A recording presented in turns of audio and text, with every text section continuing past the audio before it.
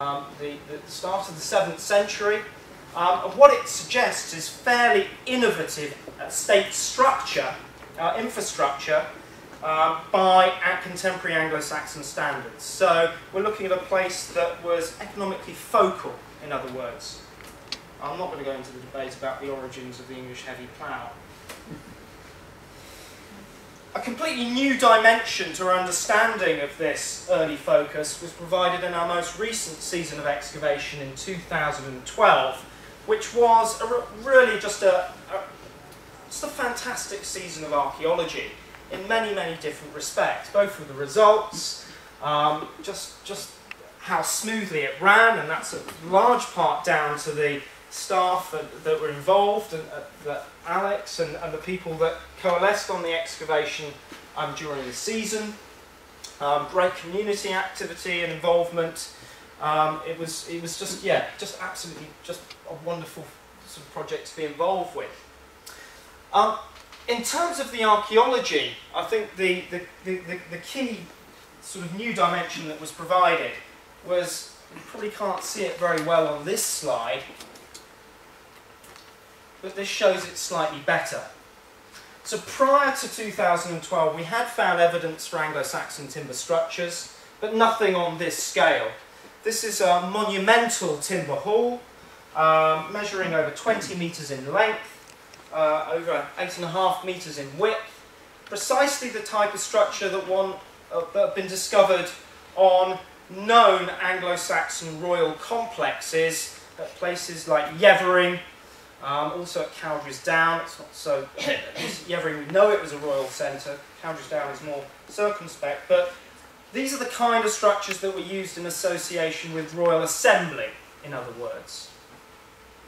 Architecturally, it fits in very well with that tradition.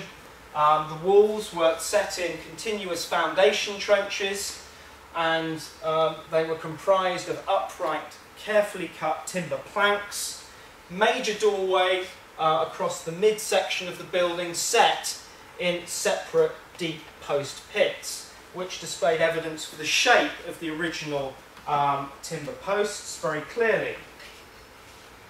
What's nice about the archaeology in association with this particular hall is that whereas you go to Yevering and other sites, they're very clean artifactually, they don't produce much material at all, we had lots of residual finds going in to the foundation trenches, which will allow us to date or provide a terminus postquem for the construction of this building quite robustly, particularly the animal bone. We're going to be submitting multiple radiocarbon dates to tie down the terminus postquem. But certainly for current understanding in advance of that, we've got a nice selection of artefacts, including a good assemblage of vessel glass, again high status finds, and this, one of my favourite objects of the project so far, this harness mount. This is from a horse harness dated with Anglo-Saxon style 1 ornament, or decorated with style 1 ornament, dating to the early to mid 6th centuries. This is precisely the kind of thing that you find in association with social display at a royal assembly site. So what we appear to have then at Lyminge is the imposition of a suite of royal halls and accommodation in a site that's already long established and has clear economic cult significance. So in other words, what it's helping illuminating is a really sort of definitive horizon in the socio-political development of the early Anglo-Saxon kingdoms, when kings felt it necessary to establish sites and accommodation like this in places that already had long-term significance. So that's really the information that our excavations have provided on the antecedents of the monastic complex at Lyminge. Because we've been able to evaluate and examine the village on an extensive scale through all these open areas, what we've been able to show, and this is I think really interesting, is that there was a decisive shift in the settlement during the second half of the 7th century In other words, when historical sources tell us that Lyminge, when Lyminge had a monastery founded at it, in other words, when it assumed a monastic identity. All of the areas that I've talked about so far in the lower lying portions of the village were abandoned, and then settlement shifted to a new locale. It wasn't particularly far removed from the old, maybe a couple of 100 metres, but topographically it's a very different situation. You're no longer in the low-lying areas of the village adjacent to that watercourse that I talked about. You're on a prominent spur that overlooks everything. And I think there may be a symbolic reason behind that. I think it may be a desire to seek monastic detachment from that earlier phase of royal activity. Remembering that we're dealing with a double monastery that would have been dominated by a female community.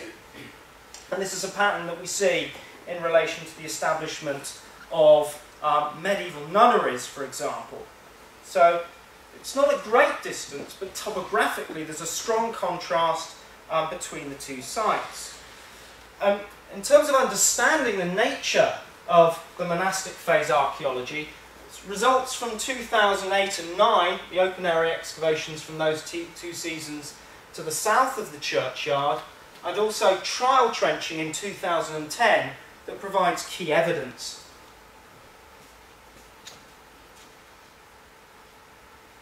There are clear differences between this phase of archaeology, of settlement archaeology, and what I've previously described in relation to the early Anglo-Saxon focus. We see clear evidence for the use of major boundaries to define and articulate space. And this is important because it tells us that the organisation of this later settlement was based on a rectilinear plan. That's different to monastic settlements in the Celtic West, which tend to be curvilinear. Regional contrasts, in other words, in relation to monastic planning. And they're also important because they allow us to create a chronological development for this phase of settlement. They intercut features. I don't want to go into the details of these boundaries. I've mentioned the fact that they seem to be articulating space in a rectilinear way. The earliest major boundary, which is this one under excavation here, adjacent to the southern boundary of the modern churchyard. We've had radiocarbon dates from that, and we can establish that it was established towards the end of the 7th century or early 8th. So there's independent evidence for the foundation of a monastery, remembering the problems that are highlighted in relation to the historical sources for monastic foundation at Lyminge. It's also the case through the archaeology that we're able to reconstruct what appear to be distinct zones within the outer precincts of the monastery, outside the monastic core. And we seem to have two distinct zones. An inner zone is where the domestic habitation took place, and then a kind of periphery around that where you have various economic